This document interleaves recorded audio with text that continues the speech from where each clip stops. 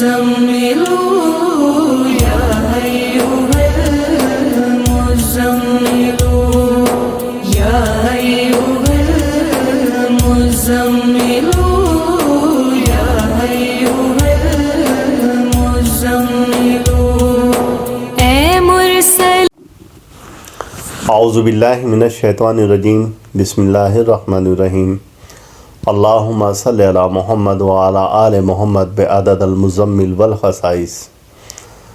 دوستو، ہمارے میگزین میں آپ نے ایک لائن پڑھی ہوگی جو کہ ہمیشہ سے ہم شائع کرتے ہیں کہ یہ ہم نے میگزین کی ہستی کے نام منسوب کیا اور اسی کی روحانیت سے اب تک دنیا میں بے شمار لوگوں نے فیض حاصل کیا، اور وہ لائن ہے کہ غار حرا کے اس در و دیوار کے نام جہاں نبی کریم صلی اللہ علیہ وآلہ وسلم کی خوشبو ابھی تک رچی بسی ہے۔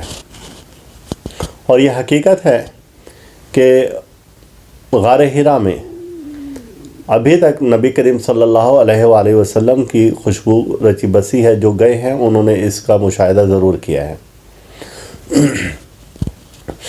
نبی رحمت کا ایک خوبصورت نام مزمل، اور پھر اس پر پوری سورہ مبارکہ سورۃ المزمل۔ اور رمضان المبارک میں ہم سورہ مزمل کی زکوٰۃ کیسے ادا کریں، یہ آج کا ہمارا موضوع ہے۔ جیسے ہی آپ کو رمضان المبارک کا چاند نظر آئے اور پہلا روزہ ہو تو آپ سحری کے وقت میں سورہ مزمل ایک بار ورد کریں، اول آخر درود پاک ایک بار، اگلے روز 2 بار، ہر روزے کے مطابق اس کی ایک تعداد کو بڑھاتے جائیں۔ اب جب 21واں رمضان آئے گا تو 21 تعداد ہے، 21 بار ہی سورہ مزمل ہے۔ تو آپ یہ دیکھیں کہ جب آپ سورہ مزمل کا ورد کرتے جا رہے ہیں تو درمیان میں آپ کو آخری عشرے میں شب قدر کی کوئی ایک رات مل گئی، بس آپ کا کام ہو گیا کہ شب قدر بارے میں سورۃ القدر میں اللہ تعالیٰ نے فرمایا ہے کہ اس ایک رات کی عبادت کا ثواب 1000 مہینے کی عبادت سے افضل ہے۔ یہ ایک چھوٹی سی ایسی محنت ہے کہ اس محنت سے آپ کو 1000 مہینے کی چلہ کشی کے برابر روحانی طاقت مل سکتی ہے۔ اور اگر آپ نے یہ ایک رات پالی، اور جس کا ذکر قرآن میں بھی ہے، تفاسیر میں بھی ہے، کہ آخری عشرے میں اگر آپ کو وہ ایک رات مل گئی، اگر 21 کو ملی بالفرض، تو آپ یہ دیکھیں کہ 21 بار سورہ مزمل سمجھیں کہ آپ نے 1000 ماہ تک وہ پڑھی، اور اگر 23 کو ملی، ایسے ہی 25 کو، جس رات کو بھی مل گئی تو اتنی بار آپ نے پڑھ لی۔ اب درمیان کی راتیں جو ہیں وہ بھی آپ کبھی مس نہ کریں، چونکہ ہماری حکومت کبھی ایک روزہ آگے پیچھے کر بھی سکتی ہے، تو لہٰذا وہ کہیں شک شبے کی گنجائش نہ چھوڑیں۔ درمیان کی جو راتیں ان میں بھی آپ کریں، ورد کریں، اللہ تعالیٰ اپنی رحمت نازل فرمائے گا، اور انشاءاللہ تعالیٰ پھر اس کی برکات آپ دیکھیں کہ روزانہ آپ سورہ مزمل کا ورد 5 بار رکھیں۔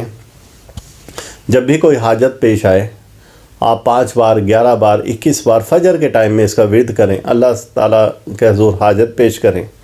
اول آخر درود مزمل اتنی بار ہی پڑھا جائے گا جتنی بار سورہ مزمل پڑھ رہے ہیں۔